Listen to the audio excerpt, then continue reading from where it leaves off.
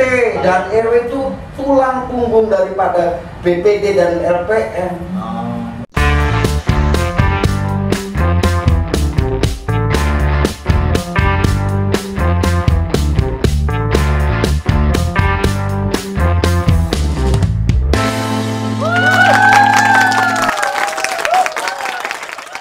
Anon Cilik.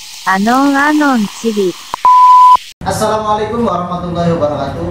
Ketemu maning ning channel Anon TV. Ning acara modal cobor orang awal.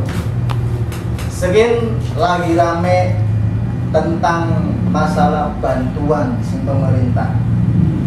Nah, pengen merubli sing sebenarnya jenis-jenis bantuan itu apa baik, terus anak pirang macam sebenarnya tepat sasaran tadi apa sih kudu kanggo semua masyarakat, apa sih kanggo orang-orang yang tepat.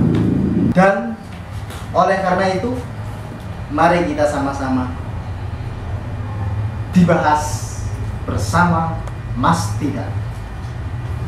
Mas Tidak ya. Pengen perlu sebenarnya jenis bantuanku apa Pak? Seluruh kita bantuan itu sing pemerintah anak patang macam, kecuali PLTDD mungkin sing bisa, tapi pada dasarnya tetap sing kita masih pemerintah. Cuma dari data, sekian data PLTDD itu dari 4 lembaga sing langsung terjun di masyarakat, BPD, LPM, Kesos, karo tim PKH. Jadi 4 lembaga tersebut terjun secara langsung ya, di masyarakat, nganggo mulati wong sing tepat sasaran. Ya. Termasuk ning kono iku ana sing jadi petunjuk, sing jadi perlu bahwa ning masyarakate ana wong sing katakan wis tua tapi orang mampu. RT dan RW itu tulang punggung daripada BPD dan LPM. Tanpa RT dan RW orang bisa, orang weruh. Jadi wong sing weruh masyarakat layak menerima bantuan atau tidak itu RT dan RW. Ya. Karena warga setempat. Iya. Dan tahu persis bahwa masyarakat sing orang mampu atau sing tua, katakan manula, RT dan RW. Nah, setelah didata RT dan RW kan ngobrol masalah BLT DPD ya.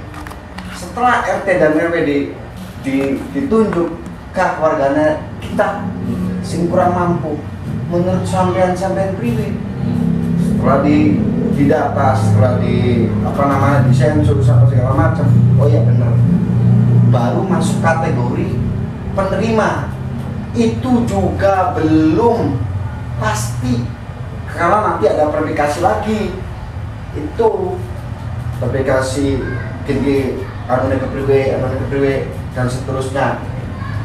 Si pertama pun, si kedua kayak bantuan sing provinsi, mungkin Banprov lah ya. Mungkin masih belum kelar membahas tentang masalah bantuan apa ADD mau kan? Ya, DD ya. DD dengan ADD itu beda. Jadi bantuan mengenai DD artinya anak isu sing berhembus di masyarakat yang bahwa bantuan tersebut itu semua untuk masyarakat. Jadi semua kakak harusnya dimintain kepada RT dan RW dikumpulkan terus dapat semua rata semua. Gimana untuk menjelaskan? Ya, ada pengalaman dari desa tetangga bahwa setiap keluarga atau setiap satu kakak itu dikumpulkan terus dibagi rata. Ternyata dalam undang-undang itu tidak boleh. Karena jaringan ning pusate ki beli KB oli. Memang kalau kita ngomongin masalah apa namanya dampak, ya kena dampak. Tapi bahkan di desa, katakan desa cilik, jadi kita mah berapa persennya kena dampak. Tapi orang kaya nih desa-desa kaya nih kota, sing katakan 99% dampak. Tapi bagi desa pilihlah, artinya berapa persen lah. Ya karena kegiatan sehari-hari kan bisa ning sawah, sementara lamun dibandingkan karo ning kota kan orang itu pekerjaannya sehari-hari ning kantor. Jadi mana perjalanan lah ning jalan setiap kali makan kerja. Akhirnya kan mungkin kena dampak PSBB mau ya. Sementara kayak di desa kan tidak begitu terdampak PSBB karena kegiatannya pulang dikumpul aja. Kita kembali maning ning desa tetangga. Setelah dikumpulkan ada berapa ribu kakak, si kepala desa mungkin setiap pemimpin atau setiap kubu kepengen masyarakatnya sejahtera, kepengen masyarakatnya ODKB. Jadi mah bijak, kebijakan supaya masyarakat ODKB. Ternyata orang mengkono, ya, bukan begitu. Melanggar prosedur. Itu makanya desa tetangga diumumkan kembali bahwa kepala desa meminta maaf karena ini bukan untuk semuanya.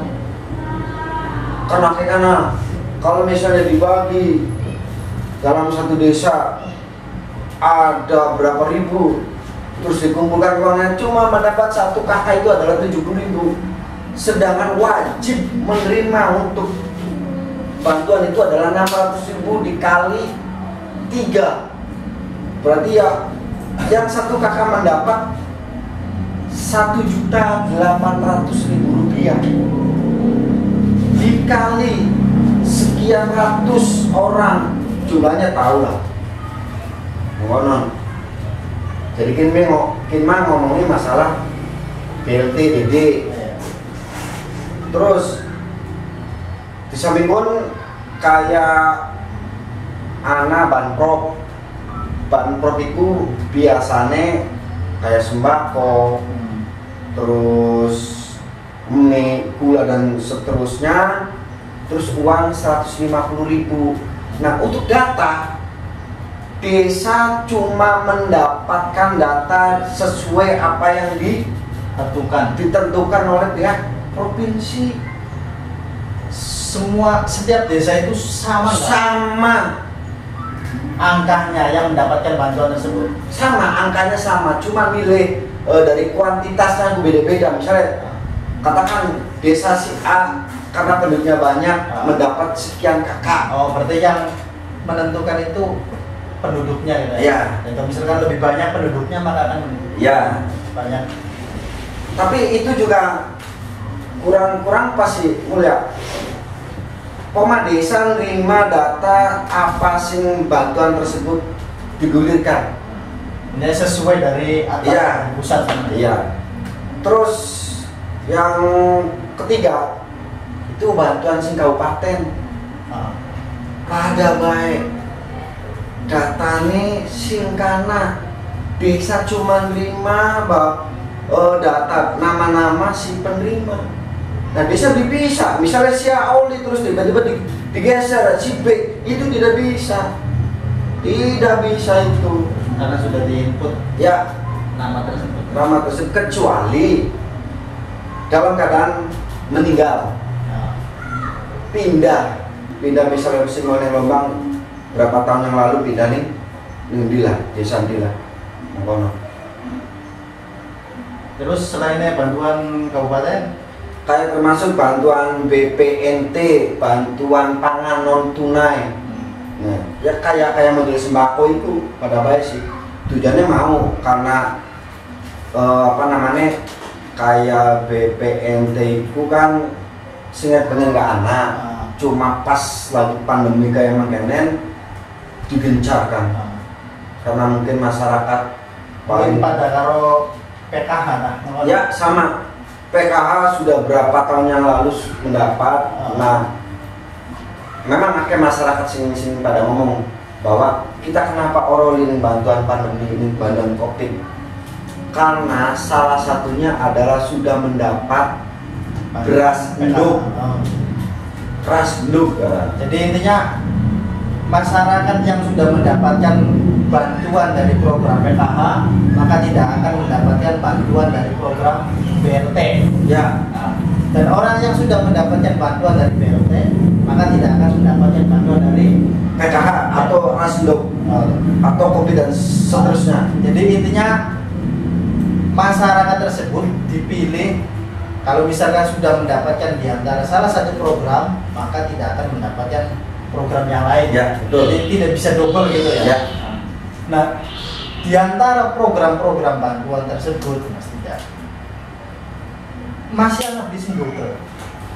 Ya, maksa ya karena data tidak spesialis, contoh misalnya kayak dari biasanya misalnya sisi provinsi bener dia mengenali datanya. Kalau memang sudah diawasi di desa, otomatis perlu gini, si A sudah mendapatkan si ini, si B sudah bayarin, ternyata tidak. Makanya ya semua desa kebingungan karena ada double. Yang sudah meninggal saja masih dapat. Karena di sana tidak tahu. Yang tahu adalah di sini, di desa, di kampung. Tapi sing pihak desa maksudnya wis berusaha ngapus nama tersebut. Ya, sing wis meninggal.